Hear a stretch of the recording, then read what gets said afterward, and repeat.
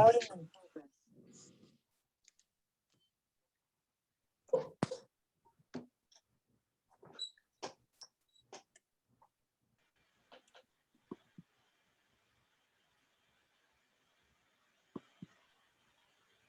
see the faces of many wonderful people joining the meeting, Grace. This is lovely.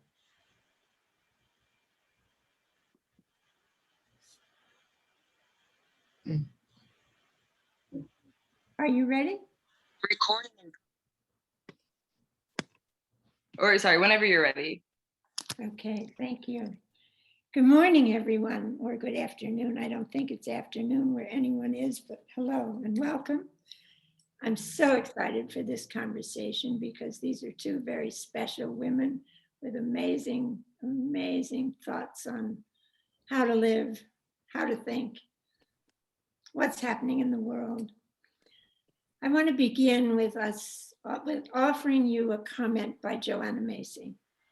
And it's this: our lives extend way beyond our skins in radical interdependence with the rest of the world. And I just feel as though we're living in a very special space and a very special time right now. And it's an absolute privilege and a pleasure to be with Jean Bolen and Nancy Napier and all of you who have joined. I see some of your faces and some of your names, and I want to welcome you all. I also want to be sure to just extend my deep appreciation to all the donors of Women's Perspective, because without them in the background, we wouldn't be able to have these wonderful conversations and do some of the other things that Women's Perspective does. So thank you all, whoever you are. If you're out there, know that we deeply appreciate your participation. Jean has a very special Tibetan bowl. We've come to develop this tradition that we begin and end these conversations with the sound of this bowl. Would you tell us about the bowl, Jean? Well, it is a Tibetan bowl that resonates at the heart chakra level. And that's, for me, it means that when you feel and hear the vibration, it's like you're not out there listening to us, but we are part of the circle, the three of us. And everyone who tunes in at any time then is in the circle with us. And it just feels much, much better than speaking from a stage, talking to people facing you. It's a whole feminine energy as well, to be in circle, not in hierarchy. So this is a sound.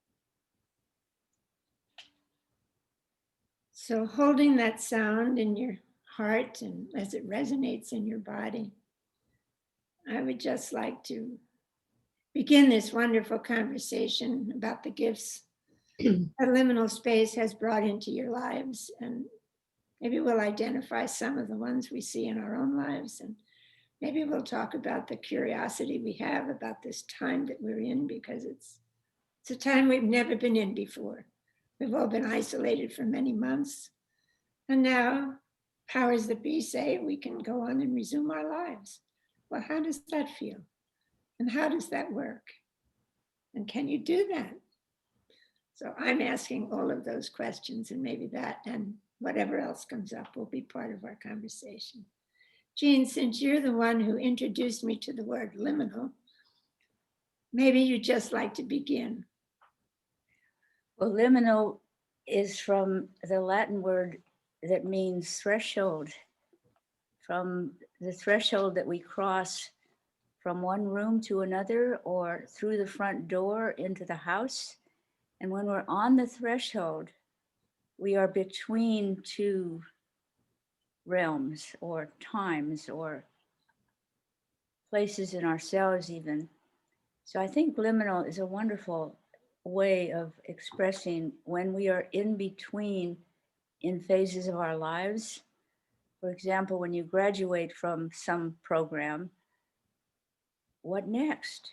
Liminal means what next? Here you are in between, and what you do in this in between time may change the course of where you will step into next. And this is, we have all been in a liminal time in this pandemic. We can't go back to what was, and we have not, for the most part, stepped into what next. But in this in-between time, we dream, we have experiences, we lose people. The number of deaths in the United States is somewhere around 300,000, or no, I think got higher than that, more like 500 to 600,000. And the number of people who got COVID, 29 million people. Every single one of them, when they got it, and they knew that they could die. So what happened there? What happens when you become aware of the preciousness of your life and that you can't take it for granted? Then you are in a liminal time, receptive to what comes your way, to shape meaning. I mean, that's the whole point. What did we come here for? What did we come into this life for? Good questions, don't you think? Absolutely. I continue to ask that question. I think right now what I'm here for is to cheerlead other people like you and like Nancy and enter into conversations and see what it is that you're thinking. Because you're forward thinkers and we need to know what's going on. Nancy, your thoughts? Well, one of the things I have held on to during this time is the concept of emergence. It comes from science, but I think of it in a kind of a broader way. But in a science context, emergence is nature's creative intelligence, bringing things together in ways we have never imagined. And the example I always use is I can't imagine that anyone ever would have thought that if you bring air molecules together, you'll get a liquid. But somehow nature brought oxygen and hydrogen together and created water. Just that alone, that dynamic of possibility is what I turn to really all the time. And it's an anticipatory not knowing that is based on, so I'll take this another step into kind of quantum potentialities where intention and probabilities dance. And for me, when we bring the dynamics of emergence together with the dynamics of intention and possibility, I find myself constantly orienting to, not for the answers, but to what are the optimal possibilities available that I don't know anything about. But that if I keep orienting myself to being open, to be lived into a life that I wouldn't have imagined before. I think one of the things that's happened during this pandemic is countless numbers of people have been all of a sudden living into options they never knew existed. My own small little example, I never thought in my wildest dreams I would give up my office of 33 years to be working at home on Zoom. It wasn't even in the realm of possibility, and yet it's opened up a way of being that is surprising me because it's relaxing, even though there's also loss. So I think of all my colleagues who are aware now that they don't want to live the same old life in the same old way. And I'm wondering collectively, what possibilities are bubbling around that we can't imagine yet? But if we'll orient ourselves to being open to potentially optimal possibilities, are we willing to be surprised? One thing also, let me say, just to throw in the mix as we have our conversation, I also think part of this time is an invitation into understanding, and this goes back to Joanna's comment, the comment you read at the beginning. We are in reciprocal relationship with so many kinds of community that this culture doesn't necessarily recognize or honor, some of which are our physical communities and some of which are our subtle communities of things that think of nature, the intelligence of nature, and how we interact with actual consciousness in relationship to the nature around us. Or if I can step way out there, how about nature spirits and things like that, that some cultures take for granted, our culture hasn't honored. So I could go on, but it opens up possibility along with loss. And remember, from a nervous system point of view, even good change is stressful. So we've got this time where we've been offered more space because we couldn't do what we were always doing, but we're also confronted with change, some terrible and some amazing, like how did that even become possible? So I guess just I'll end this little comment on how do we offer ourselves our presence to not knowing and to being open to what arrives during this time? It's a very big question. Yeah. I'm going to do something that I really thought about and it said no to at first, but I'm going to do it. Findhorn is offering the game of transformation worldwide. And I am going to just decide the number of days it takes to do this because I have all those questions. What am I going to do with my life? I'm still here. I still would like to be productive. I'd still like to enter into what's going on in the world, but I'm not sure of the entry point. So I'm going to take that one small next step and expand my doorway, my threshold. Mm-hmm. As soon as you do that, it could be that you have a dream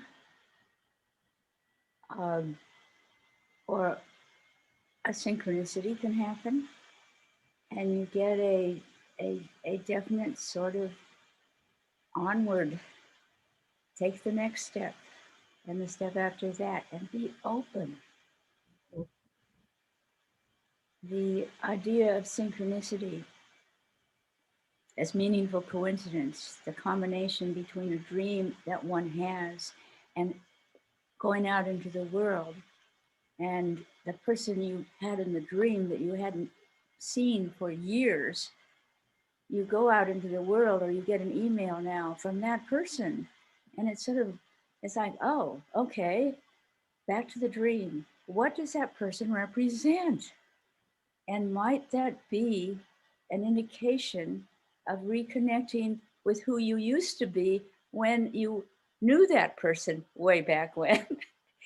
And the thing of it is the business of being an adult with responsibilities is that you kind of have one thing after another to do.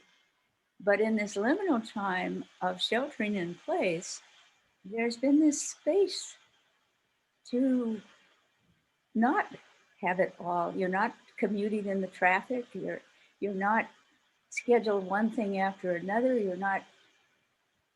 And so what happened to you? I mean, this is one of the things that for people to think about. as we are merging out of the pandemic, what about those dreams you had? What about those thoughts you had? What about the creativity you considered? You know, if I can say, Jean, really bringing in synchronicity here, for me, this whole dynamic of synchronicity also relates to the relationships we're in that we're not aware of, this collective dance we're doing. And it reminds me of a person who had a serious surgery and was really not bouncing back and was sort of thinking about, do I really want to be here? How am I feeling? And during the day of her pondering all that, she went outside and a fox had kits under her porch. And all of a sudden, all 5 kits popped out from under this porch, and she watched them, and the synchronicity of that moment brought her to, oh, of course I want to be here and I want to be alive. But that kind of relational dynamic, both with our dreams, but with the larger world. And I guess for me, you're saying also, how do we give ourselves the gift of being open, being willing to receive these unexpected connections and messages? And I think when we allow ourselves to live in a world of synchronicity where we acknowledge it, we realize we're never alone and things are inviting us all the time. It's very exciting. I love the dynamics of the potential of engaging synchronicity more consciously, inviting it.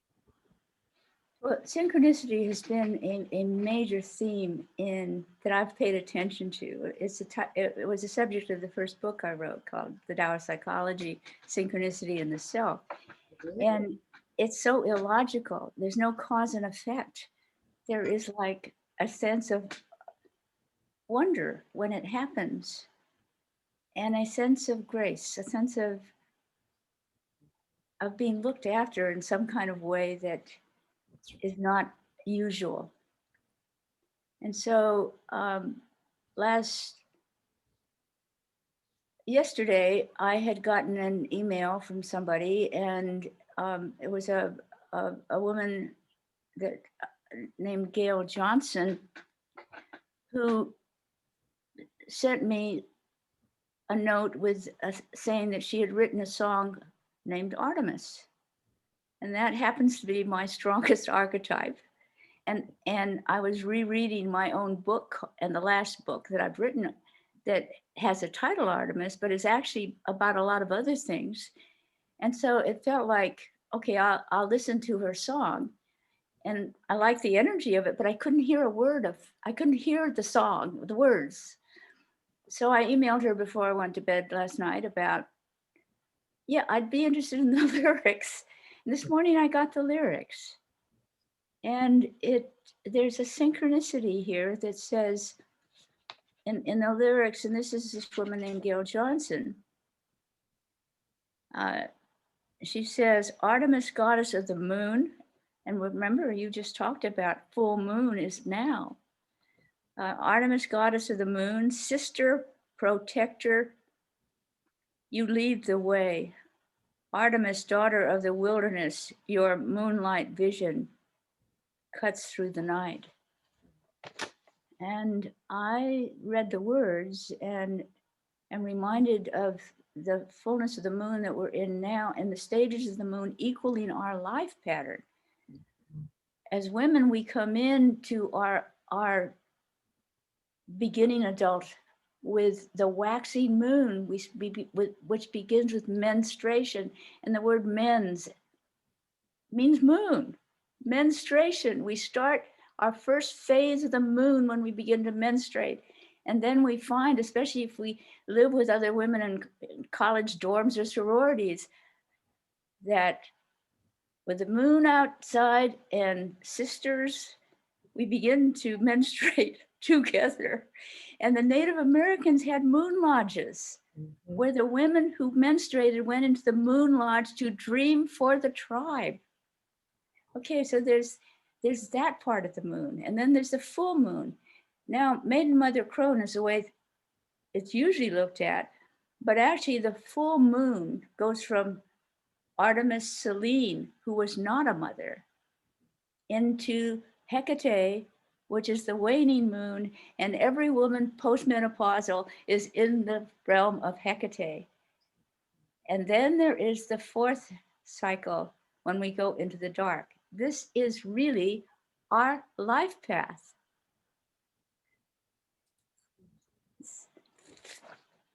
Well, you're bringing up another subject that I think certainly is part of all the time, but in this liminal time, really important, which is we have so much guidance.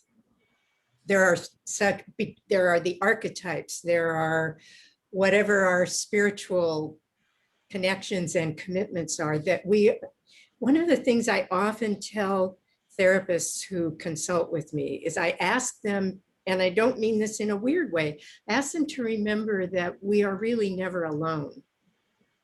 We never work alone, we don't live alone. And I think things like these synchronistic events, the power of the archetypes on our lives, we're not alone. We're not in this by ourselves, ever, ever. And I think that when you get something like this song that's right exactly at the moon time touching your particular archetype, to me, that's just more of our evidence of how related we are, how connected we all are with each other. And for some reason, for me, that always settles me when I remember I'm part of such a big, dynamic, related reality that it's, again, I go back to the theme of, can we be open to receive this kind? Think of people you've run into who have learned to ignore synchronicities. And it's like, can we allow ourselves to keep opening to the possibility that something much more dynamic and complex creates the field in which we are unfolding ourselves and being lived into by something that is, I forget who called it, that it's a mystery to receive and allow ourselves to be enlivened. I have a deep belief in our wholeness, and that aspects of each of us as unique expressions of life are there to be awakened and nurtured by all different kinds of things. And I think oddly, in something like the pandemic, where so many people have suffered, many have also had aspects of self awakened that they may not have even known were present. And it has simply been an invitation to be open and to notice, to be willing to receive things we don't know or didn't anticipate. I don't know if that resonates, but that. Well, what I'm thinking at the moment is of all the people, the unexpected people who popped into my life this past week. An old high school friend, an old college friend, an old friend from the seashore from my childhood, people that I haven't talked to in a long time, and they just popped in. So I have to go back to your thought, Jean. What does that mean? Am I reconnecting with a person, or am I reconnecting with myself at that time in my life? It's great.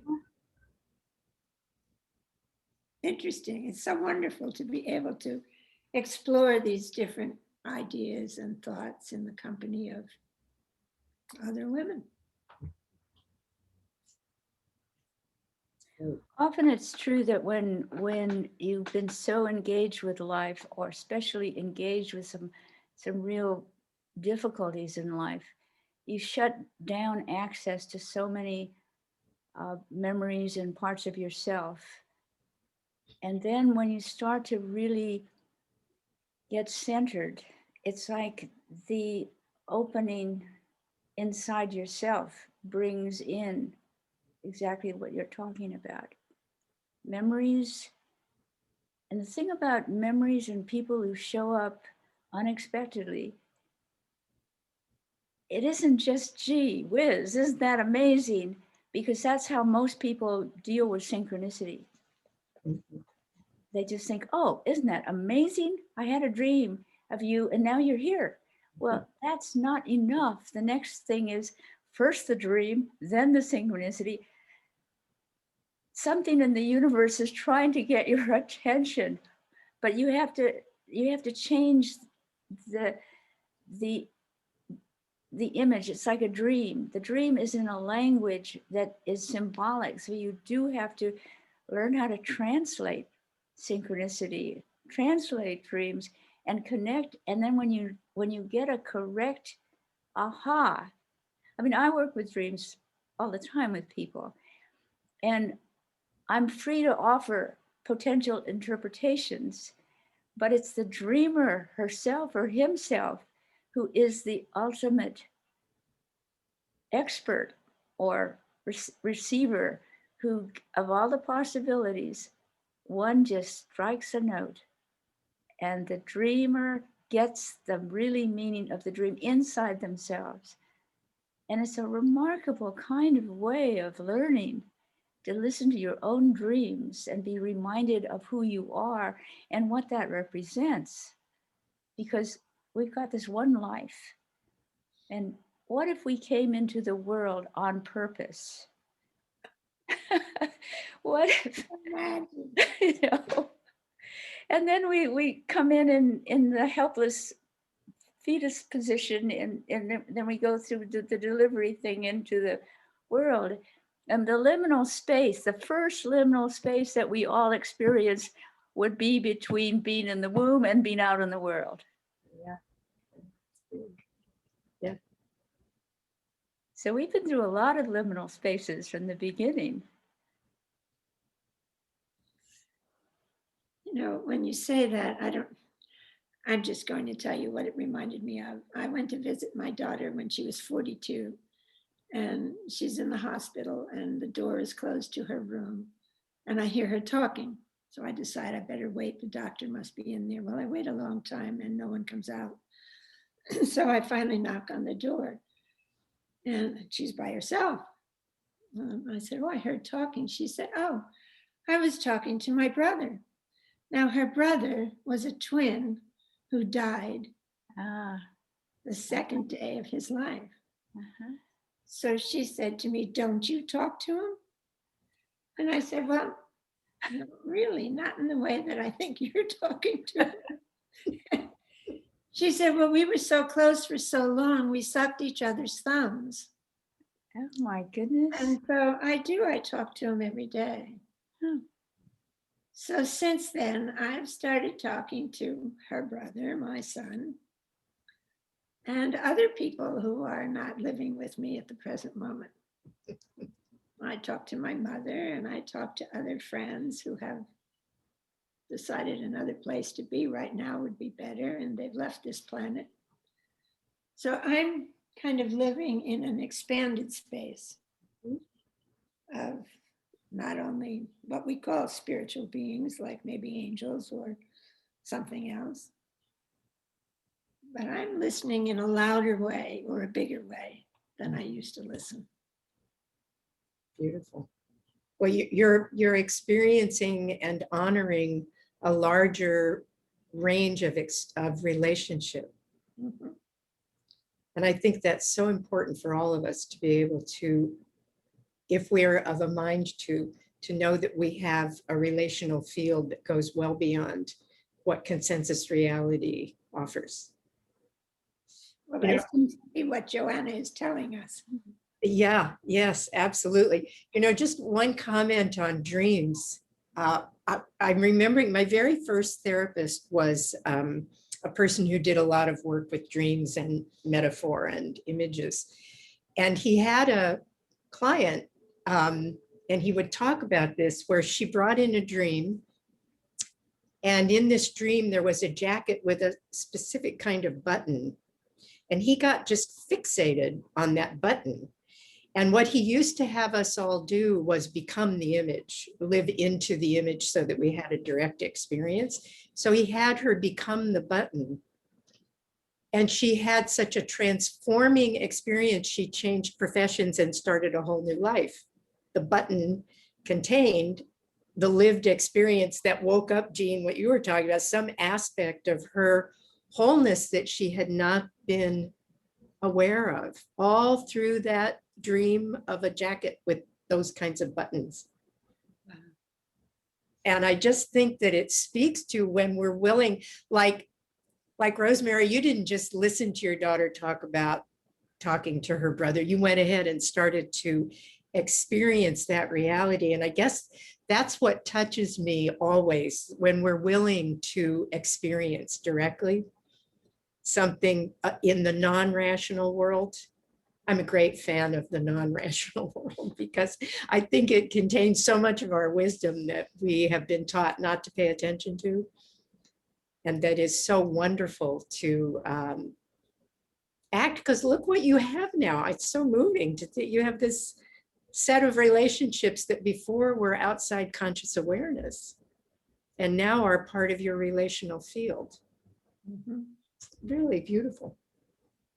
You know, I think that when you go through the last phase of the moon in your life, and you're in the waning moon time, and you are approaching the dark of the moon, the mediumistic side in many intuitive women becomes much more real.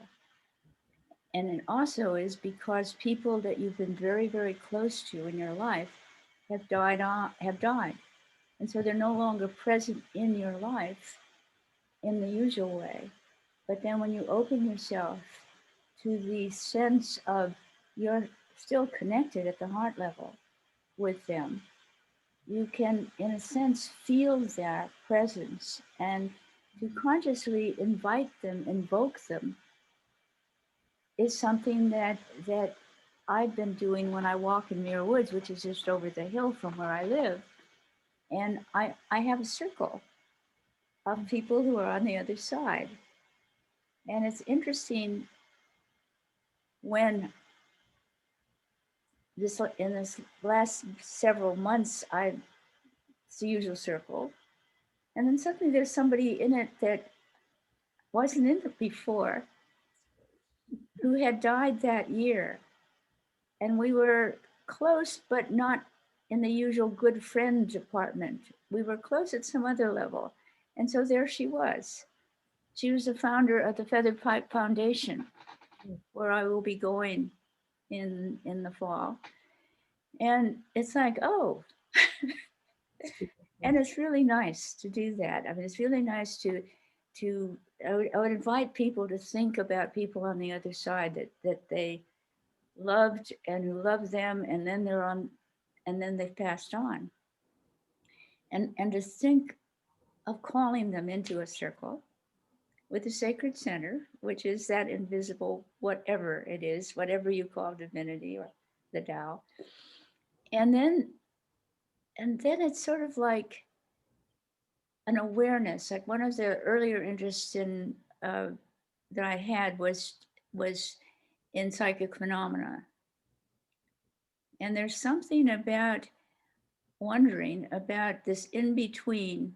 Again, I love the word liminal. There's a liminal place between this life and where people who've died are, who still care about who's still here in life.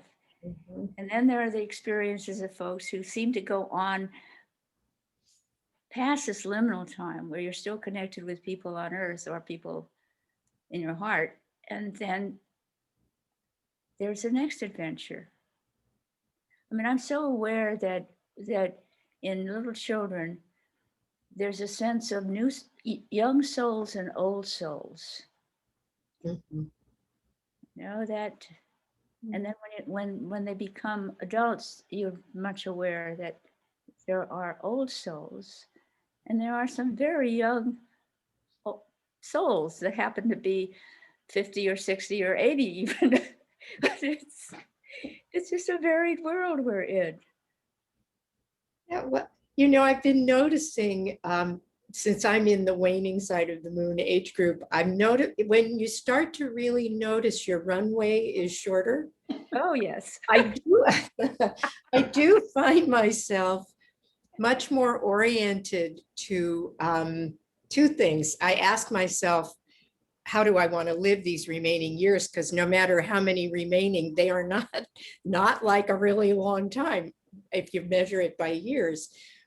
But I also find myself, which is unusual because the older I get, the more I don't know anything. I know I don't know anything. So I used to think I knew what a soul was, and now I'm totally baffled. However, I have noticed that every day now when I get up, I bother to say to myself, I am committed to living my soul's intention for what's left of this life. I have no idea what that means. I mean, this goes back to the willingness not to know, but to be open. Mhm. But I find when something like that keeps visiting me, I have to at least give it a voice and give it time. And I would give anything to live near the Muir Woods. I have to tell you, to have that kind of sacred space to walk into and to create a circle like you described. I'm just imagining how much everyone who's part of that circle is just stunningly nurtured by the sacred quality of the space they are entering with you. It's really, thank you for sharing that, because I go to Central Park. I don't quite have something like the Muir Woods, but to know that, just to know that you can call a gathering or invite a gathering is that's beautiful. So I thank you very much for describing that. It's deeply inspiring. But those ancient trees and walking among them is really like entering a cathedral. In fact, there's a grove called Cathedral Grove on the floor of Muir Woods. And where I initially called the circle was between two related trees, and it was like there was like a center place in between the two trees.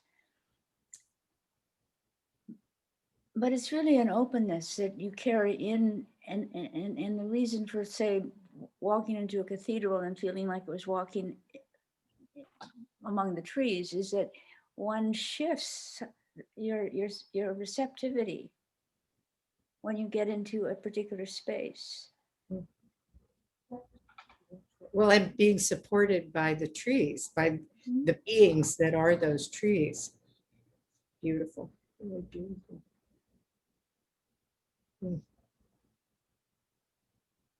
I guess, can I say one more thing about this? Because what it touches in me, you're describing such an exquisitely sacred place that most people would recognize as sacred.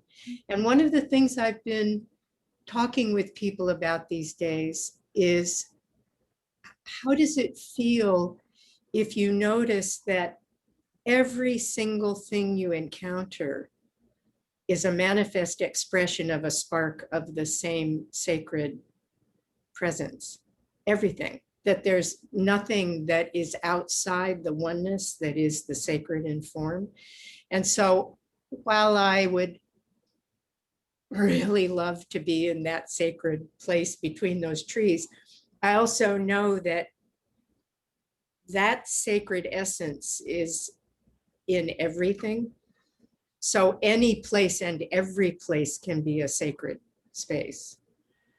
And that, for me, is what has added to my sense of constantly being in relationship, constantly being part of a community, much of which I can't see, but that I sense and feel above and beyond all the objects and things around me in this space that has its own sacred essence. So I just want to say, here I am drooling over Muir Woods, but I want to say my belief is the sacred is everywhere, and we can create those sacred spaces no matter where we are, just by acknowledging that that spark is in everything, including ourselves. Hmm.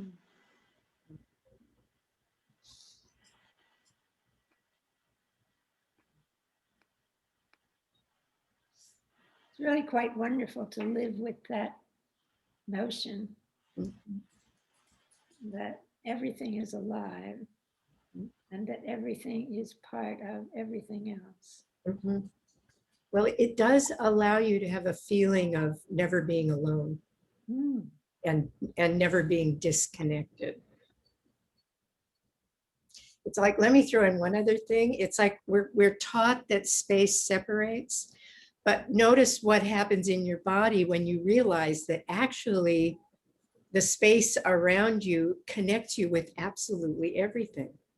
It's the connector, not the separator. So we can't fall outside the space that connects us. Just say that all over one more time. So Because we're taught that space separates, but what if space is the thing that connects? It's a continuous connection with everything. That it's impossible. Go ahead, Jean. I'm sorry. Well, when I talk about how when we're inside when we're a fetus, when we grew inside the uterus of our birth mothers, and the placenta, through the placenta, we had oxygen, the carbon dioxide was carried away. And so we grew within in the 9-month period, linked to our birth mothers through this placenta.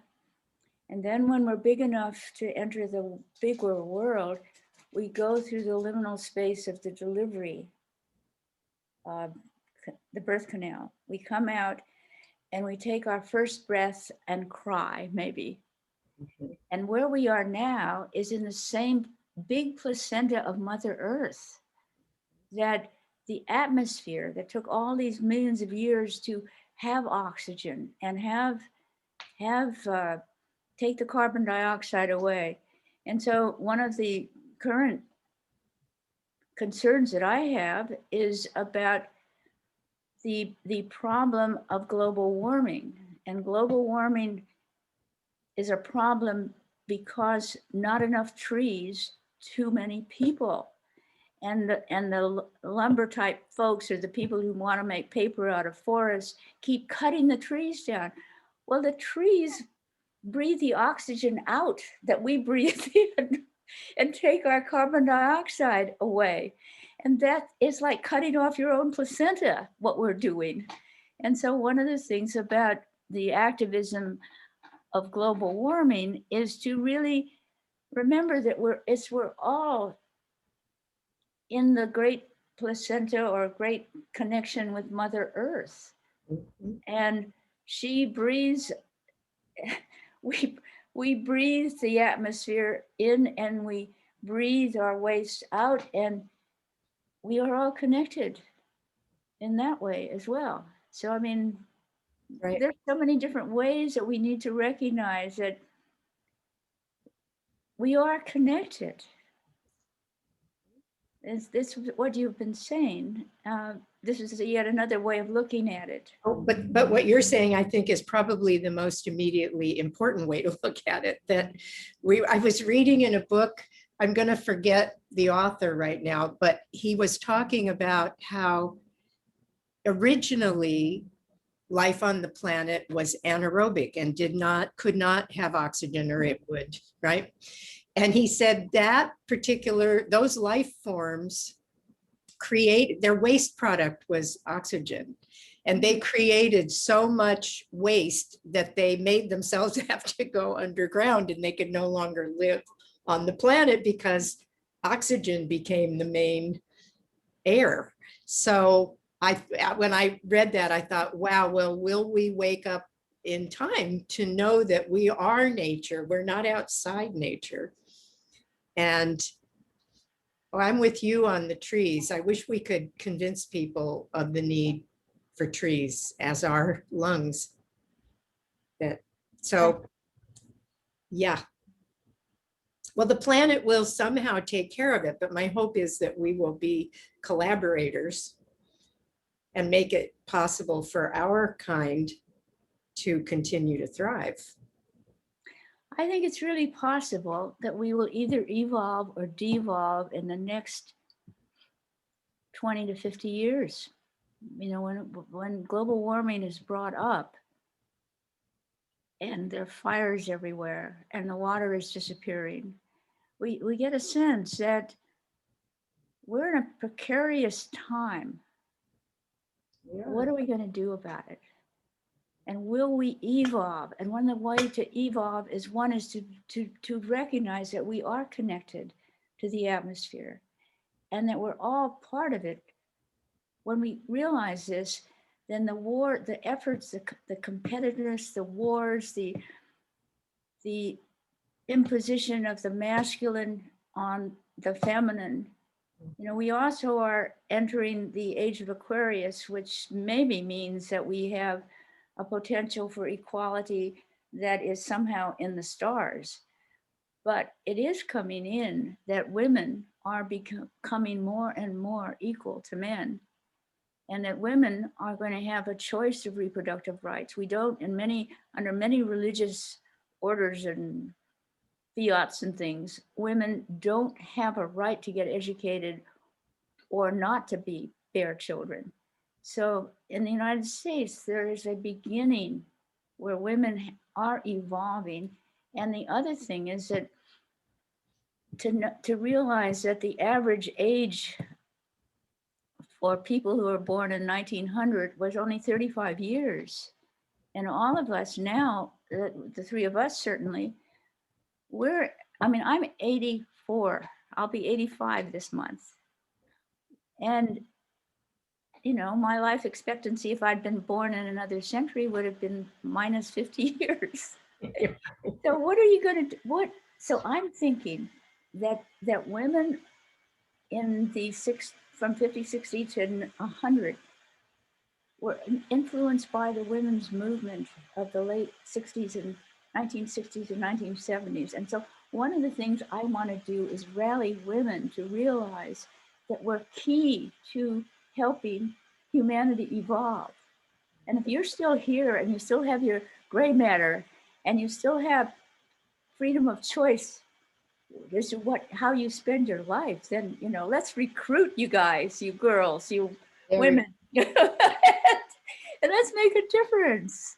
Well, you know, in the somatic experiencing trauma trainings that I used to teach, we taught something right in line with this, which was the difference between power over and mutual empowerment. And in power over, someone's always on top and someone's always on the bottom, and those are the only two positions. Whereas when you're doing mutual empowerment, my power doesn't take away from your power doesn't take away. Everybody is entitled to have their own power. And when I think of Aquarius, that's what I think of, is the movement away from hierarchy into a much more mutually empowering reality, please. And I'm the baby of the group. I'm only 75. I have a lot of years on me. But I must say, even at my little tender age, I feel this very shortened runway. Yeah, but I do think with Aquarius coming in, we'll at least maybe have a boost in the direction of mutual empowerment. Maybe. Well, it may, at least for people that have all the devices. Yeah. During this pandemic, so many people have been doing Zoom calls, including families which were normally hierarchical.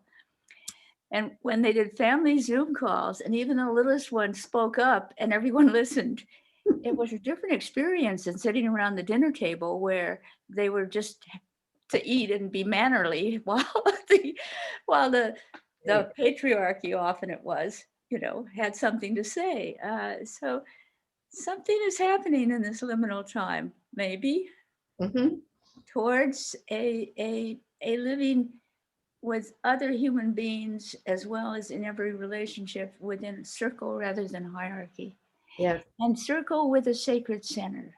Yep. Which means that there's some invisible element that everyone in the circle has a sense of its existence, invisible as it is.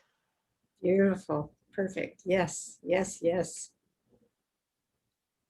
Yes. And I keep hoping as we move into this non-hierarchical context that we will also begin to understand more deeply that our incredible array of other than human earthkin are equally intelligent, equally conscious, but just in entirely different. There was someone was describing animal experiments that are unfortunately based on human capacities. And they were doing an experiment with elephants to see if they would recognize themselves in a mirror. And they weren't, and they weren't. And finally, a young researcher came along and said, it might make a difference if you made the mirrors elephant size. And as soon as the mirrors were elephant size, of course they could see themselves in it and figure out that someone had put a dot on their forehead. So we have that growing to do also into our Earth family, to recognize that we are not the top of a hierarchy in the circle of life on the planet. And that's one I hope for all the time. Well, we have, you know, my professional background is as a Jungian analyst, psychiatrist. And so the idea that we come into the world with archetypes built into us. And it isn't that we are blank screens and ideas are imposed upon us. We come into the world with patterns. And one of the patterns that really matters is the idea of circle rather than hierarchy. Yes. And so the idea that evolved into the little book that I wrote called The Millionth Circle, and is the idea that when you form a circle with people you trust and care about, it's not just this circle, but you are contributing another molecule of circle to the range of circles that are happening that went way back to indigenous cave times, probably. And so the pattern is there. And if we as human beings leave patriarchy and power over and move towards a feminine notion of circle, then we quietly can change the world, perhaps. Beautiful. And also, but the major thing though, within a circle is that the family has its own values and it generally imposes it upon the growing little ones. And then when you are in a family that you have arranged yourself through marriage, there's also another pattern. But then if you voluntarily, especially join a circle of women who are like yourselves, spiritual, feeling that there's something to share, positive and vulnerable, painful. And the circle supports you to live out the dream that you're not getting support for from people who just who assume they really know you and know who you should be. To be in a circle where you can bring in a dream idea about what you want to do now with your life. I really hope. I'm doing my rah activism thing this moment, but it's because I think that if you start a circle with women you trust, and it includes just trying to discover in yourself, and you have a short, as you said, short takeoff field to talk about and be supported to do what it is that may seem silly to other people, outrageous to other people. Who do you think you are to other people? If you can bring out your dream of what it is you want to express from inside out, and that circle supports you to do it, then it can be birthed. Mm-hmm.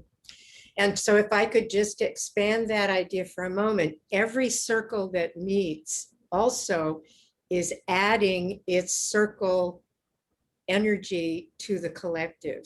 And Absolutely. I always feel like everything we add to the collective, it's like suddenly there's someone who might be standing right on the edge, and in comes our experience and just lifts them up and shows them a way I'm so fond of the presence of the collective, because I think every single thing any one of us does contributes instantaneously to the journey for everyone to have available, just like we're drawing from the collective all the time, that we're contributing. And that feels to me like one of the other dynamic relationships that we're engaged in constantly. So circles and circles and circles and circles. Imagine how many people all around the planet in that collective are having circles at a given time, not time, but time. Yeah, right.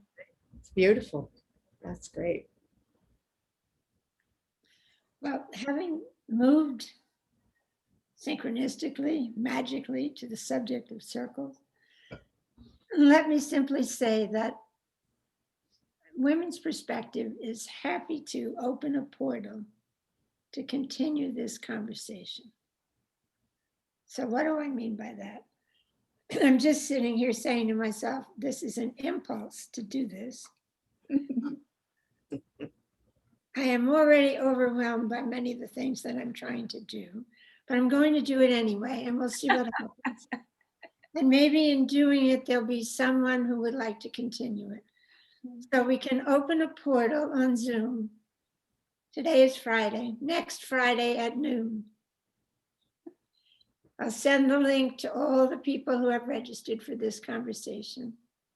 Anyone wants to join, with the idea that perhaps you'd like to find other people who would be in a circle with you, do that. So that's my ongoing offer to this conversation, but it's almost 12 o'clock. I'm so appreciative. Are there any last comments or thoughts that either one of you would like to make? That, you know, we're really all standing on a new space in this, on this planet, in our own lives. We need any wisdom you're willing to give us. Jean? Well, the seed packet that started the organization called the Man Circle, it was a little book, The Man Circle, How to Change Ourselves and the World. Beautiful. I guess what I would say is we're all in this together. There is no place but here, and there's nowhere to go but to be here with each other, doing the best we can, and holding always the idea that there are optimal probabilities dancing around out there, and to stay oriented to frequencies that offer wholeness and healing for all of us. There's the place inside the heart, back to the heart chakra. It's when your heart chakra responds to something. That is a really important sign to consider following. Yeah, yes. I think the heart brain with its heart intelligence and perception is actually where we need to cultivate awareness as a species, not only as individuals, but the heart knows things differently. And the heart and the brain have a similar type of cell in it. Yeah. Really, it does, interestingly enough. Absolutely. It's really fascinating. So important. I never knew that. Thank you, Jean. I will say thank you to everyone who has joined the conversation. Many comments have been made in the chat, most of them saying thank you. Connection is the most important thing. We are here now, and it is an important time. And I do like to end with the sound of the Tibetan bowl, because there is a united feature in that sound. So I will defer to Jean, and thank you all for being part of this conversation. And those who listen, thank you for listening. And it may be when you feel and hear the sound that something will present itself to you within that sound, within your heart.